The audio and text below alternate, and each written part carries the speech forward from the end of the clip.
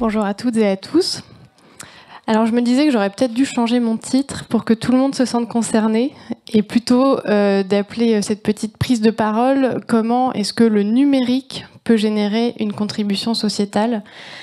Parce qu'il n'y a pas que des entreprises de la tech ici dans l'auditoire, mais je pense que toutes les entreprises représentées ici ont de près ou de loin terminé leur transition numérique. Alors en effet, le numérique, il a un impact, mais une fois n'est pas coutume, je ne vais pas vous parler de l'impact environnemental du numérique.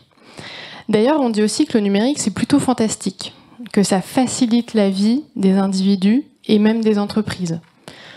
Quand on associe l'idée de la transition numérique aux entreprises, on pense souvent à des choses très positives comme l'augmentation du chiffre d'affaires, la simplification des processus, l'attractivité, le gain de clients, etc. À tel point que même les TPE et les PME s'y mettent. Le dernier baromètre de la transition numérique des TPE-PME, c'est plus de 79% des dirigeants qui disent que la transition numérique, ça a un effet positif sur leur activité. Alors est-ce que ça y est, on peut dire que finalement le numérique de manière intrinsèque a une contribution pour la société ? Bon, moi je ne suis pas hyper convaincue et je pense que vous non plus. Ça dépend ce qu'on en fait du numérique. Ah, j'aurais dû vous parler sur cette slide, pardon. Donc, qu'est-ce qu'on en fait du numérique ? Alors, je prends exemple sur notre entreprise, mais l'idée, c'est plutôt que ce que je dis, vous puissiez vraiment le répliquer dans toutes vos activités, donc que je ne parle pas trop de nous. Mais nous, notre cœur de métier chez SNCF Connect and Tech, ce sont les mobilités durables accessibles à tous. Alors, on pourrait se dire, le job, il est fait. Et d'ailleurs, petite anecdote, moi, on m'a déjà dit, mais en fait, vous vendez du train, donc il n'y a même pas besoin d'avoir une responsable RSE, quoi. Bon, c'est un peu plus compliqué que ça, je dois vous l'avouer, et donc ce qui permet de créer des postes, en tout cas à la RSE chez nous. En effet, ce qu'on vend, ça peut avoir un impact, mais il y a une question aussi beaucoup plus importante qui est comment on le fait. Comment est-ce qu'on vend nos services ? Comment est-ce qu'on gère notre numérique ? Et c'est là que ça devient, je pense, vraiment intéressant. Donc, en 2 mots quand même, pour savoir comment on fait, on se pose la question de notre responsabilité en tant qu'entreprise sur la société et de nos enjeux. Mais là, je vous présente 2 chiffres qui ne nous concernent pas uniquement nous chez SNCF Connect and Tech, mais qui vous concernent tous. Le premier, c'est 15%. Ces 15%, c'est la part de la population française qui est en situation d'électronisme. Et la transition numérique, elle s'accélère, elle est bien implantée, si je puis dire. Ce chiffre, lui, il ne diminue pas. Donc déjà, ça doit attirer notre attention. Ensuite, on a 12%, c'est la part de la population française qui est en situation de handicap. Donc là aussi, on se pose un peu la question, d'autant plus nous, puisque dans notre raison d'être, on a accessible à tous. Donc ça doit nous amener à certaines actions spécifiques à ces 2 chiffres. Et je vous en donne un pour la route, un troisième, et là qui nous concerne, 17%, c'est la part de la population qui est en précarité mobilité. Quand je dis nous, donc retour sur qui nous sommes rapidement, on est une entreprise française de la tech qui compte 1200 salariés, dont 2/3 d'experts de la tech, basés sur 3 sites en France. Et alors pour nous situer un petit peu dans l'écosystème SNCF, parce que c'est pas très simple, on est une filiale privée de SNCF Voyageurs, donc qui est elle-même une des 5 maisons mères du groupe SNCF. Nous avons 2 activités principales. SNCF Connect. Je pense que je n'ai pas besoin de vous présenter ce service. J'imagine ou j'espère que vous l'avez tous dans votre poche. Et on a une deuxième activité un peu moins connue, la partie création de services numériques pour des clients tels que certaines entités de la SNCF, des entreprises privées ou des collectivités publiques. Aujourd'hui, je vais vous parler spécifiquement de SNCF Connect et de la contribution que ça peut avoir pour la société et que vous essayez de le répliquer chez vous dans vos entreprises. Donc SNCF Connect, c'est le service tout en un des mobilités. C'est un service qui est très très utilisé puisque en 2023, nous avons vendu 209 millions de billets de train, donc c'est 3 fois la population française.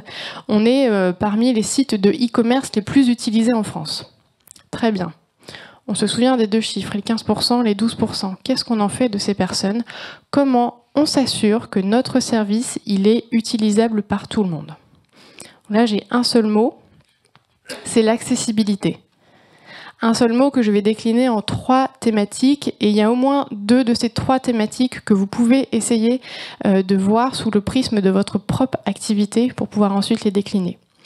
La première thématique, c'est l'accessibilité numérique. C'est hyper important pour plusieurs points. Alors déjà, il y a un sujet légal pour beaucoup d'entreprises d'intégrer l'accessibilité numérique dans son service. Mais il y a aussi un sujet d'image, un sujet de réputation, il y a un sujet social, d'inclusion, et il y a un sujet économique. Si on se prive de 12 à 15% de notre potentiel pool de clients, ça fait potentiellement du chiffre d'affaires en moins. Donc c'est important d'avoir ça en tête. Comment on fait pour intégrer l'accessibilité numérique dans nos outils et services ? Alors évidemment, il y a le sujet du RG2A, le règlement général pour l'amélioration de l'accessibilité, qui est un guide pour savoir de quelle manière on rend nos services et outils accessibles. Mais ensuite, il faut qu'on embarque toute l'entreprise sur ces sujets, qu'on forme nos collaborateurs et aussi qu'on aille voir auprès de nos parties prenantes externes quels sont les premiers besoins en matière d'accessibilité numérique. Je vous donne un exemple. Alors, il y a plein de manières de faire, mais nous, on fait partie du protocole de concertation pour l'accessibilité de SNCF. Donc, ça veut dire qu'on parle aux associations représentant des différents handicaps ou des différentes problématiques. Et ensuite, on fait venir une fois par semaine aussi un consultant qui va tester nos parcours avec un lecteur vocal pour s'assurer que déjà, on n'est pas juste conforme au RG2A, mais que vraiment le parcours, il est fluide. Et l'avantage dans tout ça, c'est que souvent un parcours qui est fluide parce qu'il respecte les critères d'accessibilité numérique, il est encore plus fluide pour tout le monde. Ça, c'était le premier point. Le deuxième point, ça nous concerne un petit peu plus, mais c'est comment est-ce qu'on peut faciliter l'accessibilité au sens large, au sens physique, si je puis dire. Alors, ça nous regarde un peu plus personnellement, mais je suis sûre que dans chacune de vos activités, vous pouvez aussi avoir ce questionnement. Nous, ça se traduit de la manière suivante. On développe des fonctionnalités nouvelles pour rendre plus agréable le trajet porte à porte d'une personne qui a des besoins spécifiques ou d'une personne qui, là, en l'occurrence, a envie de prendre le temps. On a implémenté une nouvelle fonctionnalité qui est de pouvoir augmenter le temps de correspondance. Alors, c'est hyper tranquillisant pour des personnes qui savent qu'elles vont mettre plus de temps à se déplacer pour soit changer de quai ou changer de gare. Mais en fait, ça peut me servir à moi aussi, puisque peut-être qu'à Lyon, sur mon trajet vers Arles, j'ai envie de prendre une heure supplémentaire pour boire un café avec une copine. Encore une fois, ayez en tête que ce qu'on fait pour améliorer l'accessibilité des personnes à besoins spécifiques, ça sert à tout le monde.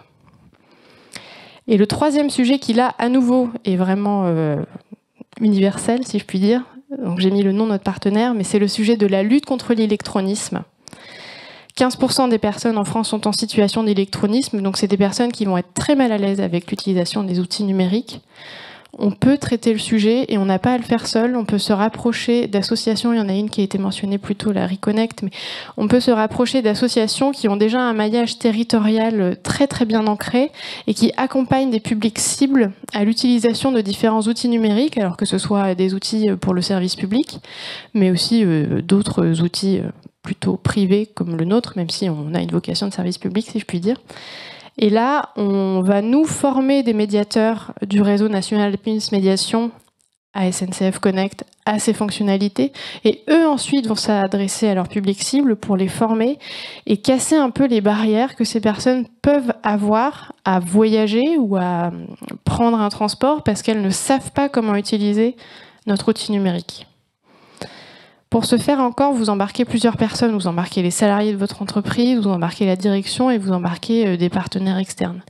Et donc ces trois exemples que je vous ai donnés, qui permettent de répondre à la thématique de l'accessibilité, vous pouvez toutes et tous les répliquer. Et je pense que c'est important, puisque quand on parle de développement durable, pour moi, on n'a pas de développement vraiment durable si ce développement n'est pas inclusif et si on laisse des personnes, entre guillemets, sur le côté de la route. Merci.